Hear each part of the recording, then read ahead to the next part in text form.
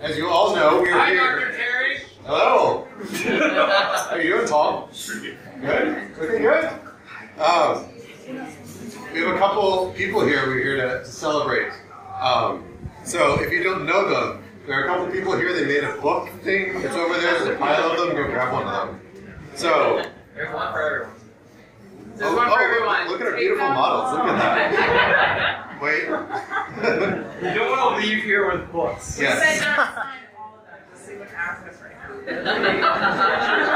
So if you don't know these people, right? Like this is, first off, Katie Hoff, right?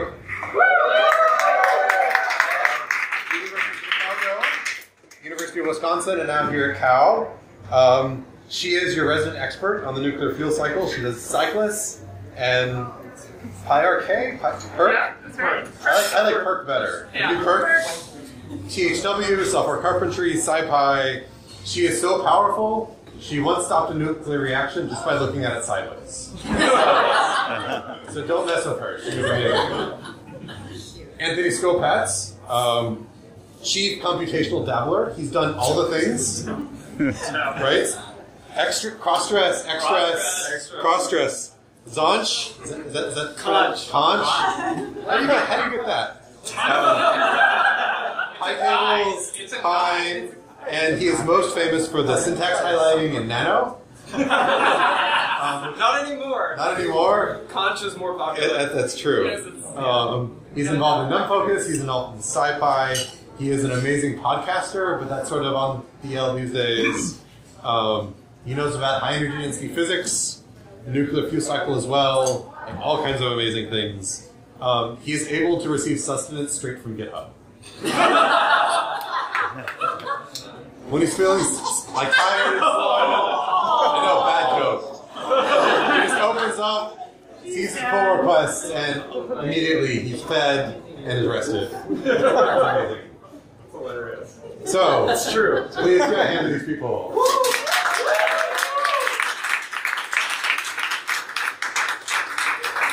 So let's start out. Tell people a little bit about why we're here. Like, Do we want to? Yeah. I'll get in the interview. Let's put you here someplace where we can look at you. My father, the glorious cameraman. Yeah. Hi. So we gathered you here mostly to thank you for the parts that you play in our lives and our world. A couple people and organizations need to be thanked. I'm funded by bids, many representatives of whom are here. Raise your hand. But also, GitHub funded your drink, so cheers to the Octad at some point. And Anthony's parents are here. They don't exist. Among other things. They also raised me. They raised Yes, thanks. First commit.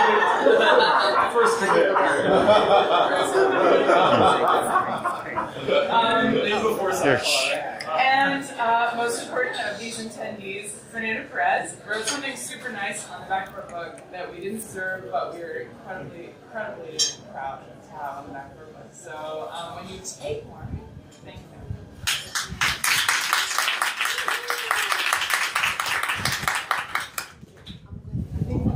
I think that's it for the thank you. So we gathered you for your solution and know yourselves because you're all part of this. Actually, we didn't actually write the code that went into this book. Like we just compiled it into a continuum. So a number of you actually did write a lot of code that is relied on in this book. there's a bug on page 126. And Anthony's feeling the Pirata. I think it's 125. You're off by one error. Okay, you pop. So, a couple of questions for you guys, because I don't have much visibility into how we created this book. Let's talk about it a little bit. So, why did you write this book? Why did you write Effective Computation in Physics? Anthony talked me into it. Yeah, so I think I wanted to write a generic software carpentry quote-unquote book. And, you know, most of the justification there was because I really got tired of training up new students and I thought, possibly incorrectly, this is an experiment, that I could just hand people the book and say, like, here, go learn this, then after you read it, we'll have a conversation. But that's mostly why, and I realized after having gone to the African Institute for Mathematical Sciences and other places, like, we actually had enough material in software carpentry to form a book, and then it turns out we had more than enough material, and the book kind of exploded. So. Yeah, there's a huge amount of stuff in addition to that sort of software carpentry basics that, you know, is really essential to like get people to that third or fourth step. You know, software carpentry takes you through the couple first steps. But it was really good. It was really good to have a chance. Yeah, I only agree because he's very influential. Yeah. So I hear like this whole Dead Tree Publishing thing is sort of going out. Why write an actual book? Why not like just put stuff on GitHub? Why not do the Wikibook thing? Why specifically like an O'Reilly like real text kind of thing? So partially, I think that it's really important to go through that peer review, technical review process, and that's one of the things that O'Reilly does very well. As opposed to maybe other publishers who don't really know about the sci-fi space. So that's one of the reasons. The other reason is I think that ultimately it made a better product. Having an editor really like forced us to do those kinds of things. And if we had just said like, oh, we're going to do this on Wikibooks, we're going to do this on GitHub, it would have taken someone from the community to wrangle herd the cats together. And like that was not going to be me at that point in time. So. Having Megan Blanchett, who's our editor, yell at us that we were way behind schedule every week was extremely helpful, even though we actually worked really behind schedule. It's nice to have that person. So. I was also motivated by the ability to hand someone a book. And so if it's not in the index, then we can have a conversation. Yes. So, what is your process of writing the book, right? Like, a lot of these materials are out there, but how did you write this? If I wanted to go write one, how would you tell me to construct a book? We were completely different in our writing styles, I would say. That's true. I was the slow and steady turtle. So you won the race. Yeah. No, I didn't necessarily win. Anthony caught up to me, but yeah. Yeah, so, I mean, how did we write it? I think the first thing I need to say is that ASCII doc is terrible. That's the worst format. It's the worst language. It's a terrible markdown language. Markup. Yeah, it's awful. So, I don't know. I went chapter by chapter. I just sort of scrolled through and said oh, I need to write the Python, this Python chapter now. 500 pages later, oh, I guess I'm done with the Python chapter. Went on to that. So, yeah. It was linear. I played the game straight through. It started with a proposal, which Anthony wrote, I reviewed, and then it turned out in that proposal I was suggested the co-author. Yeah. So but then once that proposal happened, there was an outline, follow that outline, iterated on that outline many times. And then split up the chapters half and half, and we sat down to write. Anthony did it in a way that was whenever he could fit time into his nomadic schedule.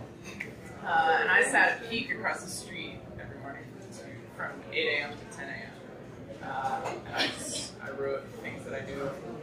Many pieces of information came out of the Hacker Within material and software carpentry material, the structure of the way to teach it. But yeah, I'd say that if you were to write a book, you should maybe think about what you want to do with your mornings for the next 6 months. 6 months? That's pretty good. Yeah, because we sort of wrote from January. Yeah. About how many puns are in the book? Yeah, so I think if you did a 2 cluster k-means sort of, you would find that there are chapters that could be identified as more than 1 pun per chapter. And those would be Anthony's chapters. And the ones that are just 1 pun per chapter are Katie's chapters. So it's funny because Megan, our editor, she didn't get some of the puns. Ever. So we had to explain them to her to allow them to be kept in the book. And in some cases there are footnotes that they say this is a pun, get it? They can also identify those chapters by whether or not there are those footnotes. And explain! This is a pun.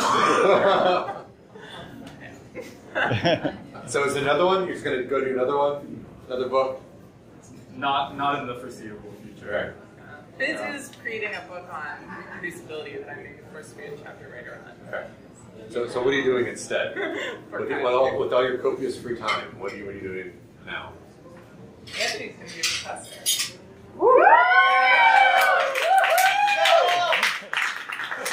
And I've got a shell language on the side. He gets to go to USC. That's right. right. Not that one. California. I didn't know there was another one. South Carolina. Thanks, Mom.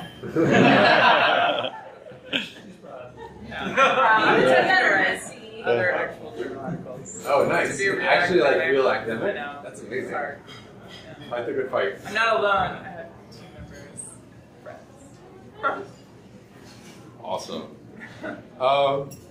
Anything from the audience? Let's Q&A for you guys. What do you want to bother these guys about? We thought threads is wrong. What? It's small. It's my chapter, yeah, we can talk about it later. We can have a big argument on Twitter, like Dave Beasley, if you want to. How did you divide up the chapters? Did you do all of them?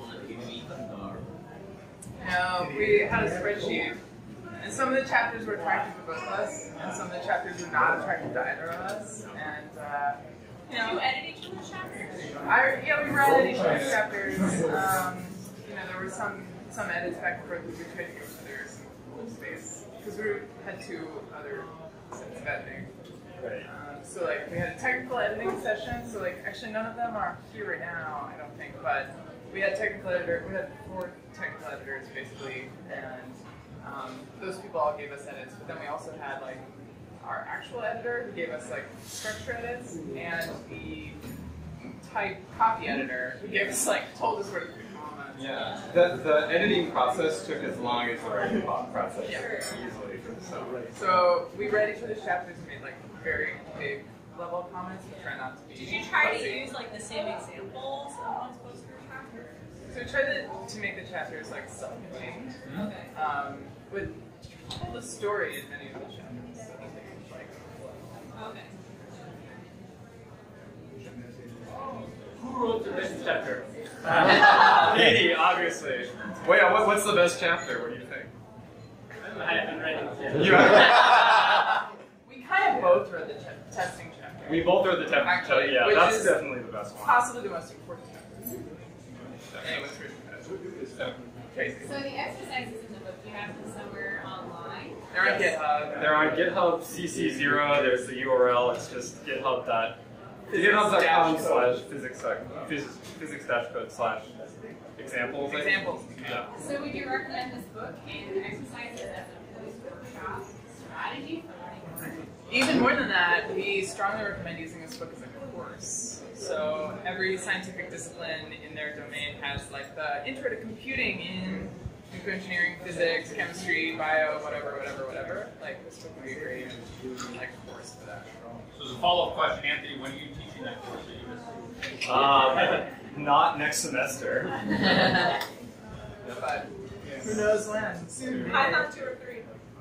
3. Yeah. Whole book. There is one bug in the PyTables example, but it's not a problem really. More or less. Don't you maintain pi tables? So it's our fault. How long was your list of animals for that?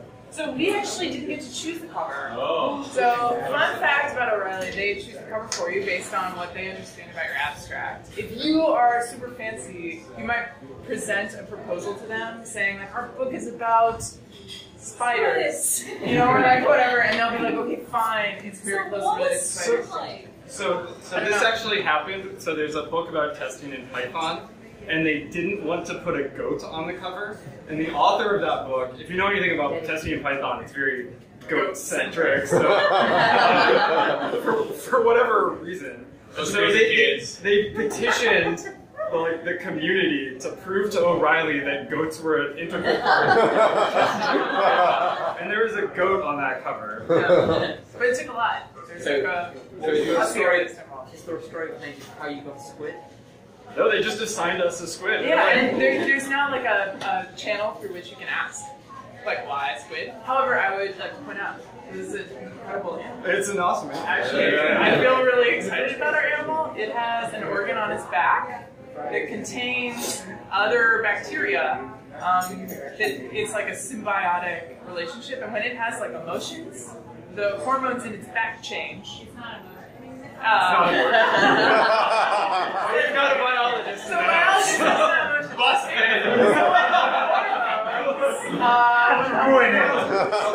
This is a room full of science. Yeah. This isn't Twitter. You can't just say whatever you want.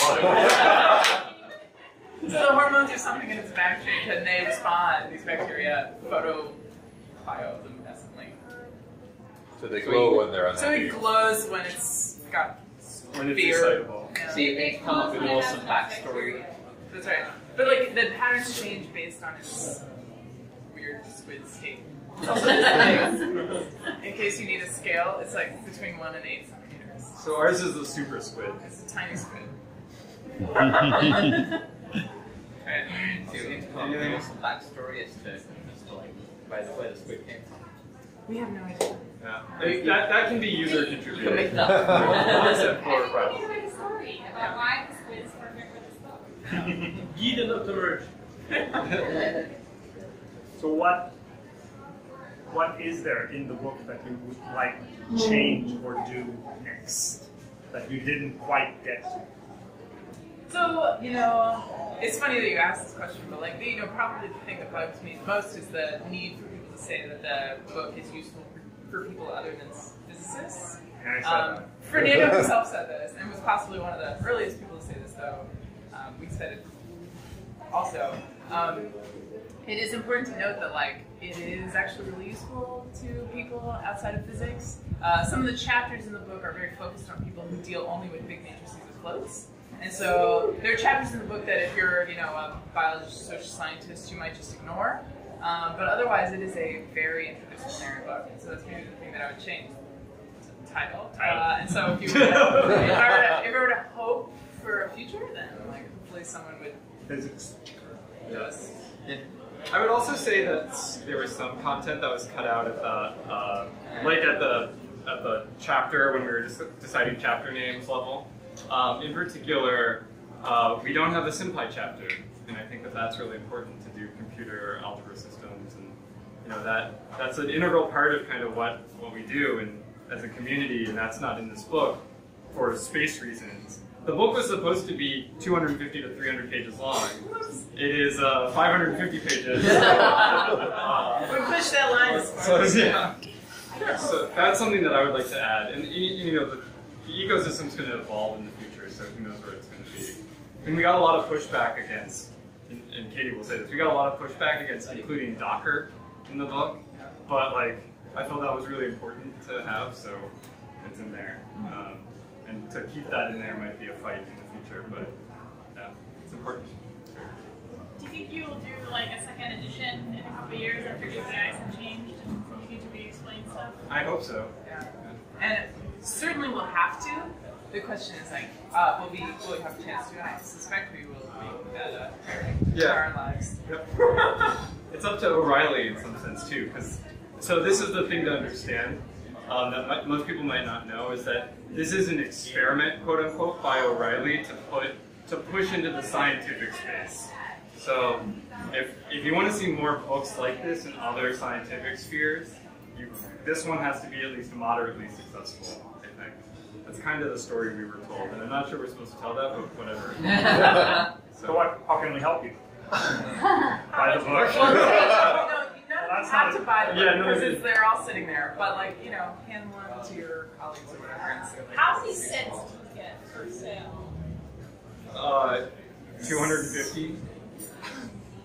Around that. yeah. What was the question?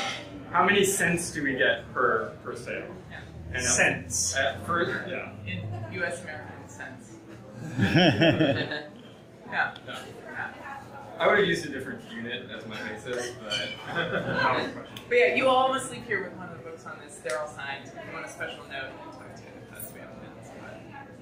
So you have a brief section on big O notation and that's in part 2, getting it done. How much thought did you put into that decision? What do you mean? I think I wrote that. So probably not. Yeah. I see what you're doing, but I'm ignoring it. Okay. Any other questions? Would you do it again? Or if you were to meet past you, would you encourage them to do it, or like, nah, do something else? Big O notation, or? Yeah, probably. I would probably be dumb enough to do it again. It's a strong trade-off, right? Like the time that you spend on a book like this in academia is time that you're not spending writing journal articles, which get you the faculty job, right? Which Anthony already has, and if anyone knows any open faculty positions in nuclear, I'm happy to take those. But that's sort of the trade-off. And she'll get them. I will probably get them, and the book might help, but there are probably a lot of departments where it won't help at all. You know, and that's the story of scientific computation, right? People give enough interest to do it right sometimes, but not all the time. And so, yeah, we'll see. I think I'll know better what I would tell my past self in about 6 months. Let's give these guys a hand one more time. Yeah.